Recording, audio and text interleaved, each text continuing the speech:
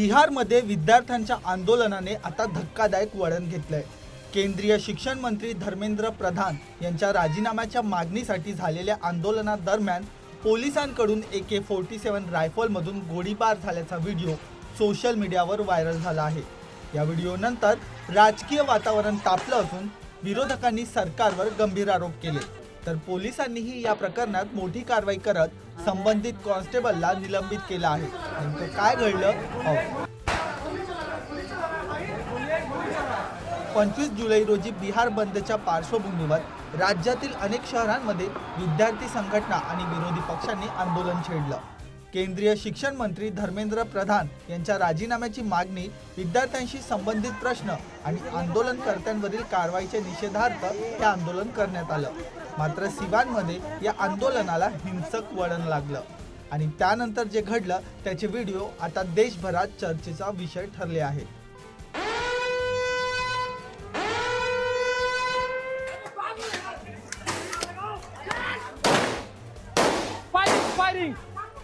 Social मीडियावर viral झालेल्या व्हिडिओमध्ये एक पोलीस कर्मचारी AK-47 रायफलमधून हवेत गोळीबार करताना दिसत असल्याचा दावा करण्यात आला आहे, तर इतर काही व्हिडिओमध्ये हत्यारबंद पोलीस आंदोलकांचा पाठलाग करत असल्याचंही दिसत आहे। या दृश्यांमध्ये बिहारमधील आंदोलनावरून मोठा वाद निर्माण झाला आहे। दरम्यान बिहारचे विरोधी पक्षनेते तेजस्वी यादव यांनी हे व्हिडिओ सोशल मीडियावर शेअर करत सरकारवर जोरदार टीका केली आहे। त्यांच्या म्हणण्यानुसार लोकशाहीमध्ये शांततापूर्ण आंदोलन करणे हा विद्यार्थ्यांचा अधिकार आहे, मात्र विद्यार्थ्यांच्या आंदोलनात AK-47 सारख्या रायफलचा वापर होणं अत्यंत गंभीर असून ही पोलीस संहितेचं उल्लंघन असल्याचा आरोप त्यांनी केला। तसंच संबंधित पोलिसांवर कठोर कारवाईची मागणीही त्यांनी केली।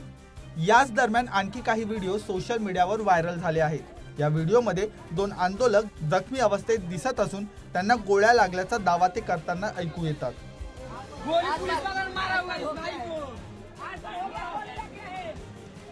आता रोटी का है यहां से मोदिया का दिखाई मोदिया का है भाई। लड़का पुलिस पर जाता तो गोली मारा है यार, एक लड़का का गोली लग चुका है।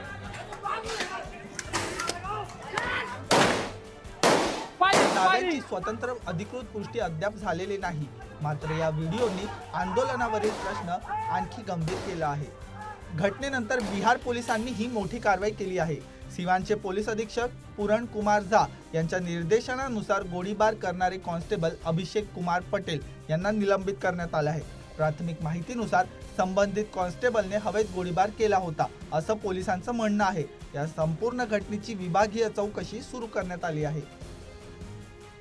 या घटनेनंतर बिहारमधील विद्यार्थी आंदोलन, पोलिसांची भूमिका आणि कायदा सुव्यवस्थेवरून राजकीय संघर्ष आणखी तीव्र झाला आहे। एकीकडे विरोधक विद्यार्थ्यांवर बळाचा वापर झाल्याचा आरोप करत आहेत, तर दुसरीकडे पोलिसांचं म्हणणं आहे की परिस्थिती नियंत्रणात आणण्यासाठी कारवाई करण्यात आली। व्हायरल व्हिडिओमधील सर्व दावे आणि जखमींविषयीच्या माहितीची अधिकृत पडताळणी अद्याप सुरू झालेली नाही। विद्यार्थ्यांचं आंदोलन AK-47 मधून झाल्याचा दावा असलेला गोळीबार, जखमी आंदोलकांचे व्हिडिओ आणि त्यानंतर पोलिसांवर झालेली कारवाई या संपूर्ण प्रकरणामुळे बिहारच्या राजकारणात आणि देशभरात नव्या वादाला तोंड फुटलं आहे। आता विभागीय चौकशीमधून नेमकं काय सत्य समोर येतं याकडे सर्वांचं लक्ष लागलं आहे।